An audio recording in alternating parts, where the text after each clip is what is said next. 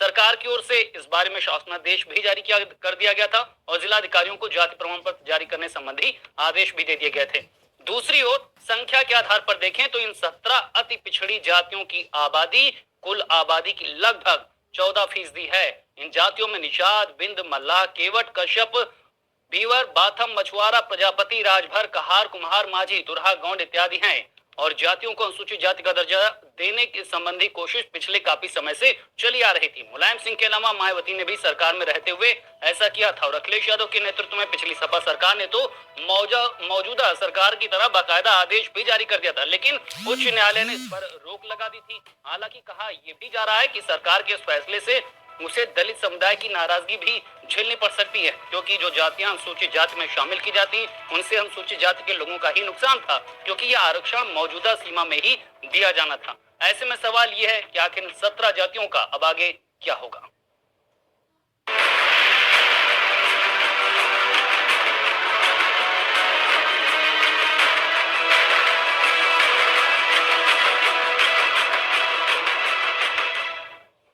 तो साहब सरकार ने यह फैसला लिया, 17 जातियों को ओबीसी से उठाकर एससी में डाल दिया। शासनादेश भी यहां पर बाकायदा जारी कर दिए गए, लेकिन इसे विपक्ष किस तरह से लेता है, केंद्र सरकार का इस पे क्या कुछ रुख है और आगे किस तरह की व्यवस्था बनने वाली है फैसले पर, इन तमाम बिंदुओं पर चर्चा करें। उससे पहले ये बयान आपको सुनाते हैं। 17 ओबीसी वर्ग की जातियों को उत्तर प्रदेश की सरकार ने एससी के सर्टिफिकेट देना प्रारंभ कर दिए हैं। ये कदापि उचित नहीं है। ये संसद का अधिकार है कि किसी एससी या एसटी या ओबीसी की जाति को किसी वर्ग से हटा करके किसी वर्ग में सम्मिलित करना है, ये संसद का अधिकार है। 17 जातियों के साथ पूर्ण रूप से धोखा है और वो इसलिए धोखा है क्योंकि अब ये 17 जातियां उस ओबीसी से भी हट गई। अब ओबीसी से जब हट गई तो उनको ओबीसी के लाभ नहीं मिलने वाले हैं और शेड्यूल कास्ट की लिस्ट में ये आ नहीं सकते जब तक 341(2) के तहत में इसमें कोई मॉडिफिकेशन नहीं होता। 17 जातियों का कोटा है 27% में, जो पिछड़ी जाति के 27% आरक्षण लागू है, उसमें से जो 17 जाति को निकाल रहे हैं तो उनका जो हिस्सा है उसको निकाल करके अनुसूचित जाति जनजाति की कोटे में शामिल कर दिया जाए ताकि वो विरोध न करें। अगर आप बिना शामिल किए ही उनको उसमें कर देंगे तो कल वो डंडा लेके खड़े हो जाएंगे। तो अभी तो इधर मिल ही नहीं रहा था, फिर वहां डंडा लेके वो लोग खड़े हो जाएंगे, तो दुविधा में दोनों गए, माया मिली न। तो इन जातियों की कैसी जरूरत थी, सरकार के सामने क्या विकल्प थे, क्या मजबूरियां थी, कोर्ट के आदेश किस तरह थे और सरकार के साथ अब जिस तरह से केंद्र सरकार का टकराव होते नजर आ रहा है, उसके बाद फैसले की आखिर फाइनल तस्वीर क्या होगी, इसी मुद्दे पर आज की बहस, आज का खड़ा, जिसके लिए तमाम मेहमान भी हमारे साथ मौजूद हैं। सबसे पहले उनका परिचय आपसे करा देते हैं। हमारे साथ अरुण राजभर जी हैं, महासचिव हैं सुभाष पाके, हमारे साथ शिवशरण गहरबार जी हैं, वरिष्ठ पत्रकार हैं, मनोज पांडे जी हैं, राजनीतिक विश्लेषक हैं। शुरुआत करेंगे अरुण राजभर जी आपसे ही करेंगे। सबसे ज्यादा विरोध अगर देखा जाए तो भी राजभर जी कह रहे हैं कि उन्होंने सामाजिक न्याय समिति की रिपोर्ट भी भेजी थी, सरकार ने उस पर कुछ नहीं किया, अब ये फैसला लाएगा। आपको इस फैसले में राजनीति कहां से नजर आ रही? देखिए, इसमें बहुत बड़ी राजनीति है। ये 2 दशकों से ये मामला चला आ रहा है। 2005 में जब तत्कालीन मुख्यमंत्री माननीय मुलायम सिंह यादव जी हुआ करते थे तो उन्होंने भी इसी तरीके का अध्यादेश एक जारी करके जाति प्रमाण पत्र बनाने का काम किया। बहुत सारे लोग, सैकड़ों की संख्या में, हजारों की संख्या में लोगों ने जाति प्रमाण पत्र बनवा लिया, लेकिन उस जाति प्रमाण बनवाने से ना तो वो भर्ती में अप्लाई कर सकते हैं, ना वो शिक्षा में अप्लाई कर सकते हैं, ना किसी क्षेत्र में अप्लाई कर सकते हैं। दुविधा हो गई, हाँ वही हो गया। उसके बाद स्टे हो गया हाई कोर्ट से। जब स्टे हो गया तो ये मामला 2 पक्षों के बीच में लगातार चलता रहा। जब इस बात को हम जानते हैं कि 2 पक्षों के बीच में हाई कोर्ट में मामला चल रहा है तो सरकार को इतनी जल्दबाजी नहीं होनी चाहिए। फिर 2005 के बाद 2007 में फिर मायावती जी की सरकार बन गई। जो इन्होंने प्रस्ताव कैबिनेट से पास कराकर केंद्र को भेजा था, उस पे क्या उन्होंने प्रस्ताव को वापस मंगा लिया, फिर इसको खारिज कर दिया कि ये अनुसूचित जाति की श्रेणी में नहीं जा सकती। फिर 2016 में जब माननीय अखिलेश यादव जी की सरकार थी तो उन्होंने भी इसी तरीके से अध्यादेश जारी किया कि ये 17 जातियों को अनुसूचित जाति का लाभ मिलना चाहिए। जब आप इस बात को जानते हैं कि 1931 और 1957 तक यह जातियां छुआछूत के दायरे में थी, फिर 1989 में जब मंडल कमीशन बना, मंडल कमीशन के तहत 27% आरक्षण इन 17 जातियों के साथ साथ जो ओबीसी की कुछ जातियां थी उनको आरक्षण दिया गया।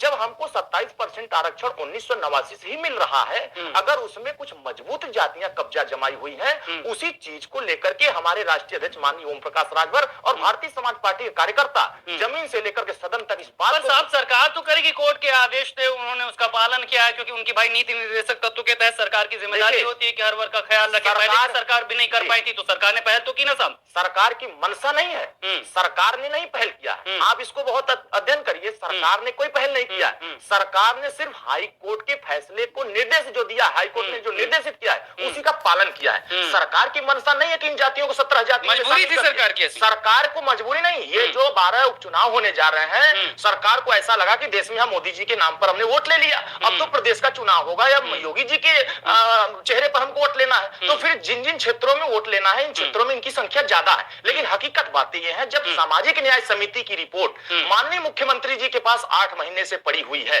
आप पूरी तरीके से आप समाज कल्याण विभाग, वित्त विभाग, जो तमाम कार्मिक विभाग, तमाम विभागों से आपने परीक्षण जब करा लिया तो आपको यह पता चल गया कि जो 17 पिछड़ी जातियां हैं, यह जातियां अपनी सामाजिक, शैक्षणिक, आर्थिक रूप से बहुत कमजोर हैं। जब कमजोर आपको पता चल गया तो उसके लिए सामाजिक न्याय समिति में 3 कैटेगरी बना दिया गया, पिछड़ा, अति पिछड़ा, सर्वाधिक। 7%, 9% और 11%। जो मजबूत जातियां थी उनको 7% में कर दिया गया, जो कमजोर जातियां थी उनको 9% में कर दिया गया, जो एकदम कमजोर जातियां उनको 11% में कर दिया गया। तब जब आपको यह पता चल गया तो आपने इस आयोग की रिपोर्ट को क्यों नहीं लागू किया? आप यह नया ड्रामा फैला रहे हैं कि हम 17 जातियों को अनुसूचित जाति में शामिल कर देंगे। जब शामिल करने की बात कर रहे हैं तो आपने तो कोई फैसला नहीं किया। तो आपके हिसाब से फिर विकल्प क्या हो सकता था? अगर भाई ये इस तरह की स्थितियां, अगर कोर्ट के इस तरह के आदेश हैं, संसद की इस तरह से स्थितियां, तो फिर आपको लगता क्या है कि अगर सरकार को सोचती, कोई कदम उठाती, तो किस तरह के कदम उठाए जाने चाहिए? देखिए, इसमें स्पष्ट है कि आज के डेट में जिन जातियों की आप बात कर रहे हैं, 17 जातियों की, ये छुआछूत के दायरे में नहीं आते। यह जातियां एक सामान्य नागरिक की तरह यह भी जीवन यापन करते हैं। जब हम मानते हैं कि ओबीसी में रहने दिया जाए, वहां पे उनको अधिकार मिले, वहां पर उनके हक मिले, हमारा ये नहीं कहना कि ओबीसी में रहने दिया। अगर राजभर साहब तो कह रहे थे कि ओबीसी में भी हैं और वहां पर भी इनको उनका हक नहीं मिला, वहीं पर आप इनके बातें हैं। अगर वास्तव में ये सरकार इन 17 जातियों को की हमदर्द बन रही है तो आप अनुसूचित जाति में करिए, कोई आपत्ति नहीं है। लेकिन जो अनुसूचित जाति की 22% आरक्षण पहले से निर्धारित है, उस 22% में जो पिछड़े में ये 17 जातियां हैं, वहां से कोटा काट करके 10% आप ला करके 22% आरक्षण में रखिए अनुसूचित जाति में, ताकि यह जातियां जब वहां जाएंगी, जो भी सिपाही की भर्ती होगी, लेखपाल की भर्ती होगी, बाबू चपरासी, जो भी भर्तियां होंगी उत्तर प्रदेश सरकार में, फिर उनको अनुसूचित। लेकिन यह इतना जल्दी नहीं होगा।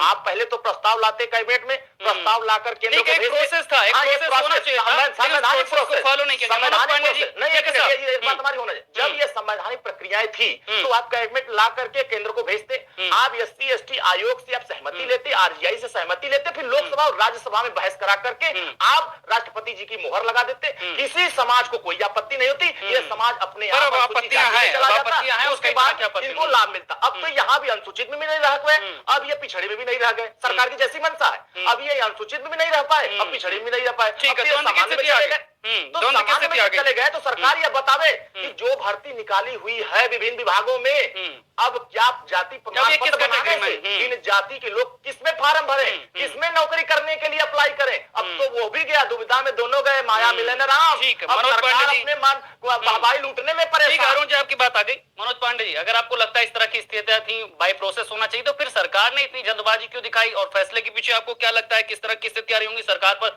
दबाव था या फिर यहाँ पर कोई राजनीतिक स्थिति है? देखिए, सरकारें तो हमेशा जो काम करती है और राजनीतिक परिस्थितियों के अधीन करती है, इसमें कोई इससे न इनकार किया जा सकता है, न इसे इनकार करना चाहिए, पहली बात।